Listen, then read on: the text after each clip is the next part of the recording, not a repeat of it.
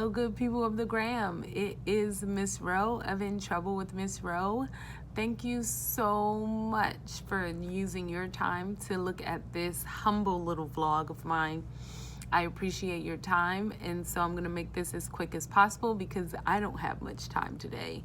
Today is Monday. The world may be celebrating Columbus Day. Some of us are not. However, my district has deemed Columbus Day a student holiday. Teachers still have to report to their buildings for staff development or professional development, whatever you want to call it. And so our morning is to ourselves, and then I have 3 meetings scheduled for today, 1 in the morning and 2 for the afternoon. So I don't have much time in my classroom to do planning and cleaning as much as I would want to because I'm on a lot of committees. So I'm going to make this video short and sweet. Take a look back at Friday. Hello, good people of the gram. This is Miss Rowe of In Trouble with Miss Rowe, and I am here in my classroom. This is the aftermath of the day. As you can see behind me, not pretty bad, although there's a story to go along with that. Boom Whacker Man was chopped in half by accident. I'll tell you about that in a few. But for the most part, we're in good shape. Although this table over here is getting ready for my substitute tomorrow. That's right, I am taking the day off. Every teacher deserves to have a personal day, including your girl, Miss Rowe, workaholic, bona fide workaholic, deserves a day off. Okay, good people of the gram, thanks to the good teachers of the gram, I have this tried and true, has never failed me yet, classroom management system for the days where I take off, which honestly are not too many because, like most teachers, I am a certified control freak. I have this amazing donut chart that I make every single time I'm absent, and the kids ask me, they're like, are you gonna make another one? Yes, I'm gonna make another one. Why? Because I don't take off too often, so it's okay for me to just really quickly write out the sub's name and tell the sub, please add a sprinkle each time the class has good behavior. I'm gonna sign my name there too, I forgot to do that. Then I make a donut for each of my classes for that particular day, and I squiggle on some pink icing.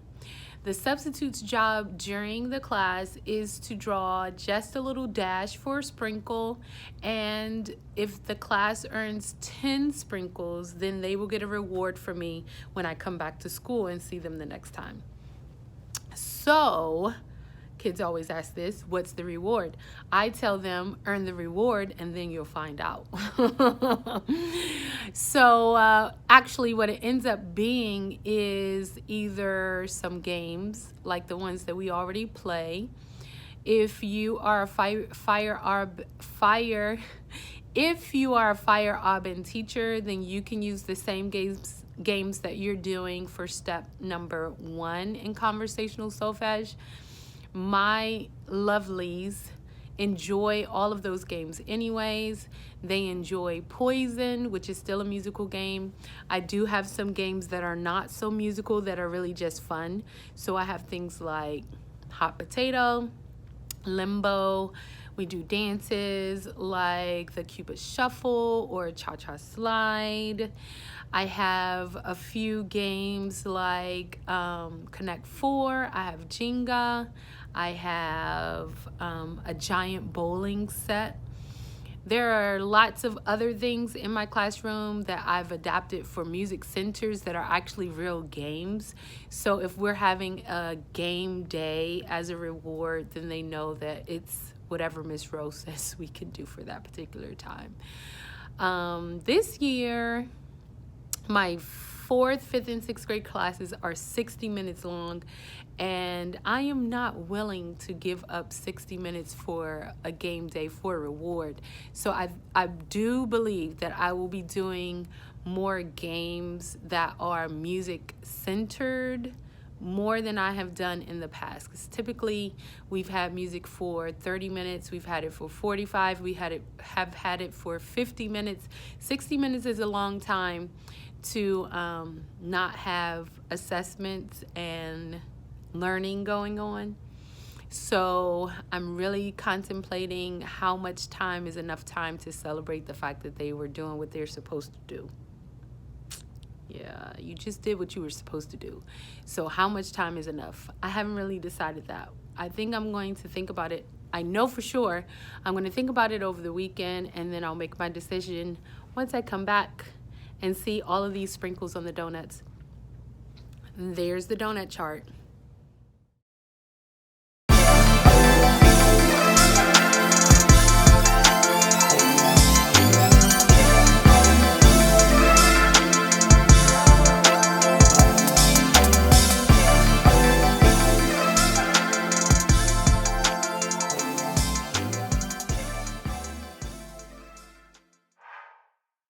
Later. 3 days later. I'm back. And here is my completed donut chart. As you can see, the substitute was able to allow students to earn sprinkles. And just as I was starting to count and check off classes that have 10, I decided to stop what I was doing, pick up my cell phone, and start videoing the aftermath.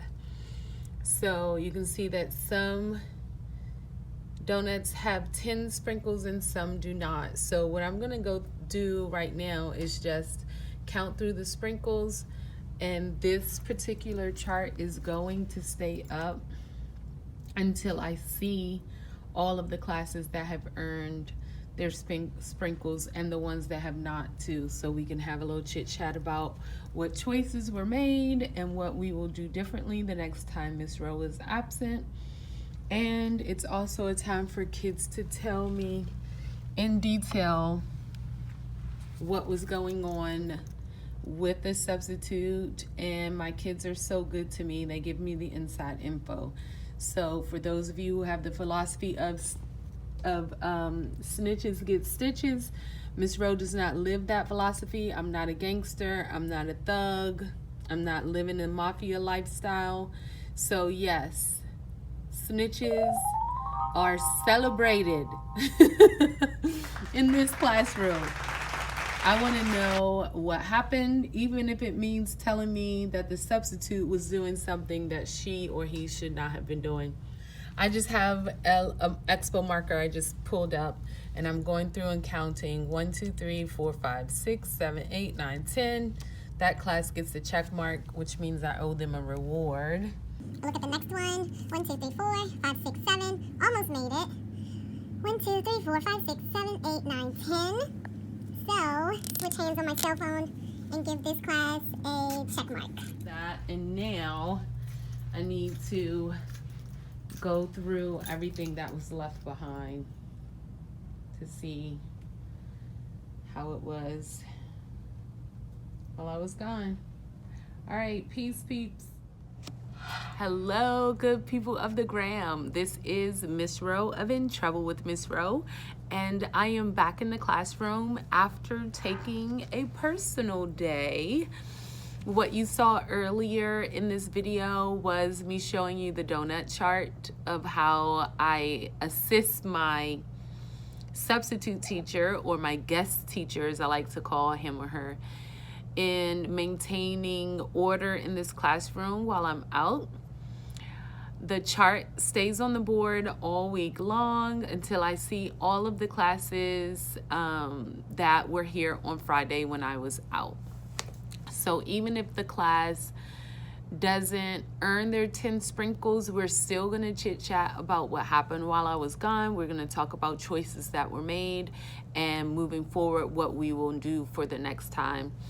I'm sitting behind my desk here and I'm reading through my sub plans that I left behind, and this particular sub did leave notes for me to let me know that her day was terrific, that she was happy with the plans that I left, which was one of my biggest fears and worries is my sub plans. So I'm happy to hear that she was okay with that. And then she just left me a little note thanking me for the lollipop that I left and the water. I always do leave treats for my guest teachers, because if they're gonna survive the day that I have, they're gonna need snacks and they're gonna need water. So for those of you who are out there, teacher tip, take care of your substitutes. They do not have to be in your room. They could be somewhere else. And if we're honest, they do not get paid a proper wage just like we do. And their field is underrated and underestimated, and they deserve to be loved just as much as we do.